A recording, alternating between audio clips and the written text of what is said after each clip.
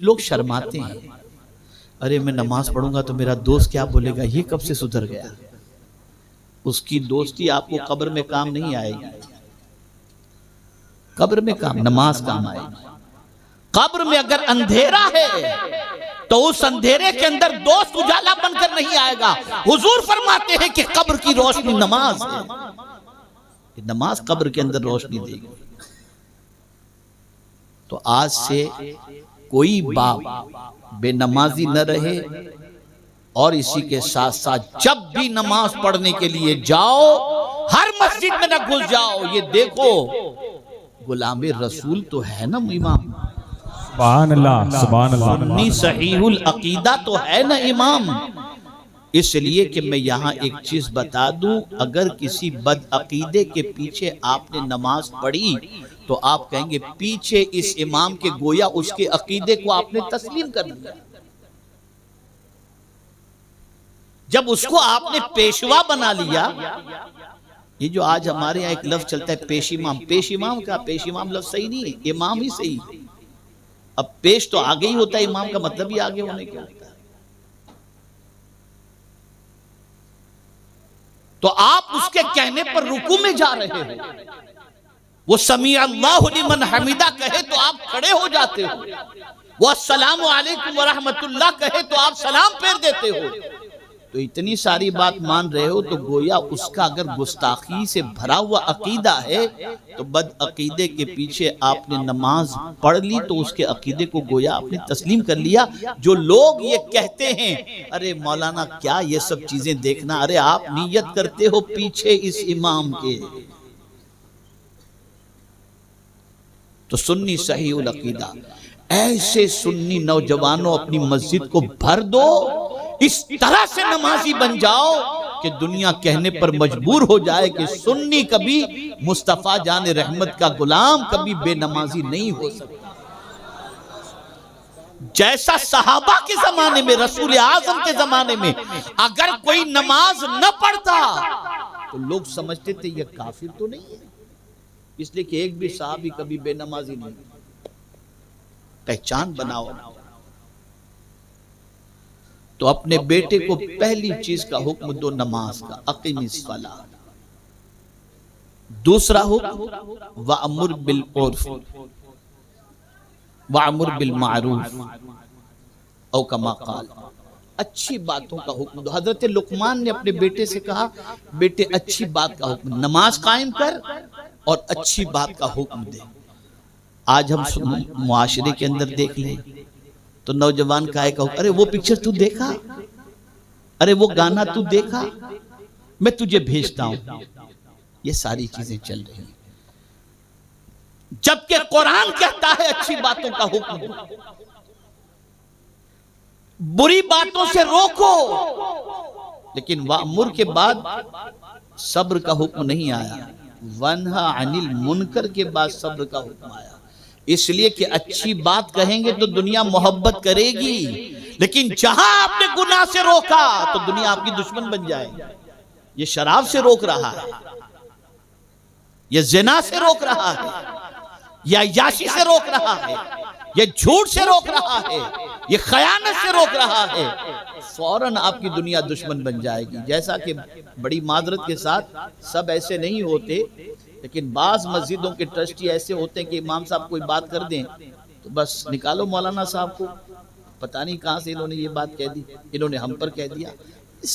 तो कुरान कहता है, और तरतीब देखिए, अच्छी बातों का हुक्म, उसके बाद बुरी बातों से बचने का हुक्म, और फौरन फरमाया वास्बिर अला मा असाबक, और जो मुसीबत तुम्हें पहुंचे उस पर सब्र करो। यानी जब तुम बुरी बात से रुकने का हुक्म दोगे दुनिया तुम्हारी दुश्मन बनेगी,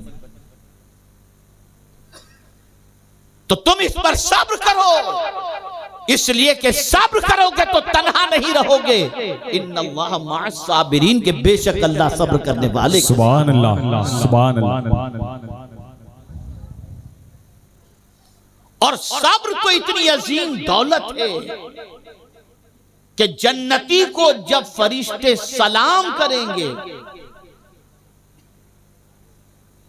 सलाम पेश करेंगे जन्नती को, तो क्या कहकर सलाम पेश करेंगे? कौन सी सिफत से जन्नती को याद करेंगे? सलामुन अलैकुम बिमा सबरतुम फनिअम उक़बद्दार। सलाम हो ऐ सब्र करने वाले तुझ पर, और तेरा ठिकाना क्या ही अच्छा ठिकाना है। ये सब मैं तफसीली गुफ्तगू नहीं करूंगा, और ये सारे काम बहुत हौसले के काम हैं, बहुत बड़े काम हैं। अब एक बात अर्ज करता हूं, इसलिए कि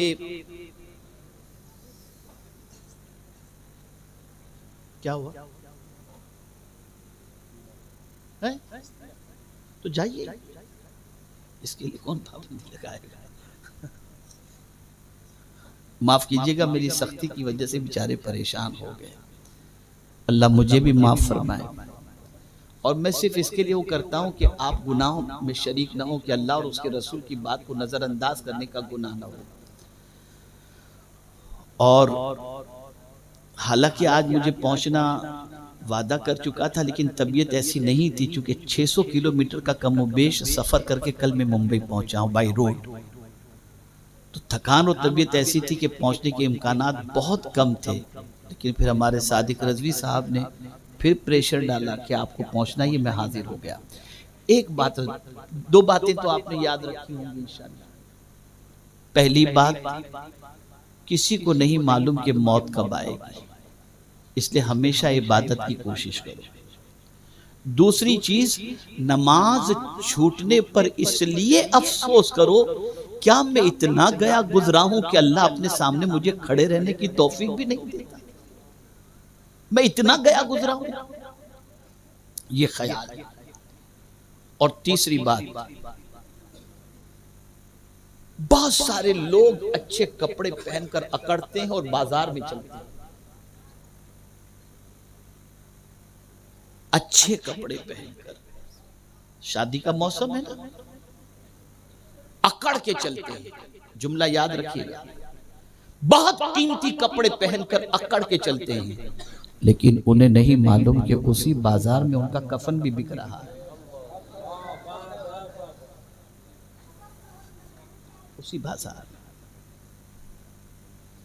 तो ना अकड़ो, खुदा की बंदगी के सामने बंदगी करने के लिए अपने आप को तैयार करो। उसकी बंदगी करने में अकड़ो नहीं कि मेरे पास तो सब कुछ है, मैं क्यों नमाज पढ़ूं। जिसके पास कुछ ना हो वो नमाज पढ़े। ये सब तकब्बुर छोड़ो और इन सारी चीजों से बाज आ जाओ। और एक और चीज मैं आपको बताऊं, और वो ये है कि जो लोग रात के अंधेरे में गुनाह करते हैं वो अल्लाह से डरे। अगर उसी हालत में मौत वाक़ई हो गई तो अल्लाह को क्या मुंह दिखाओगे। और ये तसव्वुर कि कोई नहीं देख रहा, ये सोचो अल्लाह सिर्फ तुम्हें नहीं देख रहा, तुम्हारे दिल की नीयतों को भी देख रहा है, और कहीं भी छुप कर उससे गुनाह नहीं कर सकते। इन्नल्लाह ला यख्फा अलैहि शैउन फिल अर्द वला फिस समा। जो कुछ जमीन के अंदर है चीज के बारे में अल्लाह ने फरमाया, इन्नल्लाह ला यख्फा अलैहि शैउन, कोई चीज भी जो जमीन और आसमान के दरमियान है या जमीन और आसमान में है, अल्लाह से छुपी चीज। ये चीज किसको कहते हैं? ये चीज किसको कहते हैं? ये जो जर्रा है ना, जो अदम से वजूद में आ गया, वो चीज जो न था और वजूद में आ गया, चाहे वो जर्रा हो या चाहे हल्का सा छोटा सा पत्थर हो या कोई भी चीज हो, वो वजूद में। और ये हर चीज करती क्या है?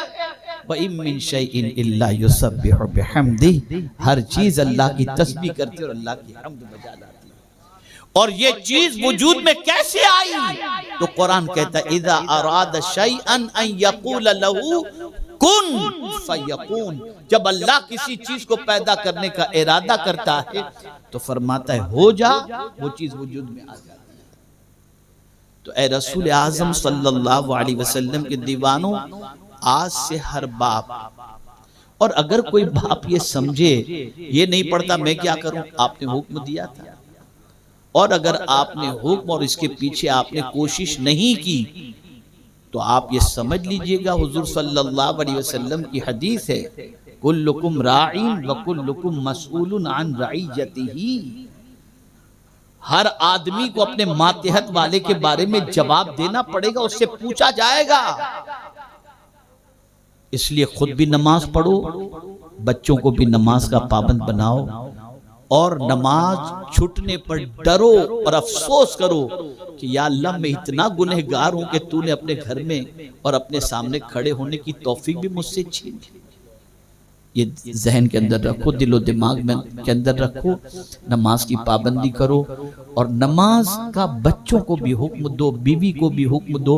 बल्कि एक हदीस सुनाकर मैं अपनी गुफ्तगू को ख़त्म करता हूँ कि रहमत आलम सल्लल्लाहु अलैहि वसल्लम ने इरशाद फरमाया, 3 किस्म के लोगों को दुआ की हुजूर सल्लल्लाहु अलैहि वसल्लम ने, ए अल्लाह 3 किस्म के लोगों के घरों को तू हरा भरा रखना। उनमें से एक कौन है? तो सरकार फरमाते हैं, जो बीवी अपने शौहर को नमाज के लिए उठाए और जो शौहर अपनी बीवी को नमाज के लिए उठाए, हुजूर फरमाते हैं अल्लाह उसके घर को हरा भरा रखना। आज न बीवी को नमाज की फिक्र रही, न शौहर को नमाज की फिक्र रही। ये सारी चीजें छोड़ो, और जो ये जलसों में आप आते हो, प्रोग्रामों में आते हो, अदब के साथ आओ।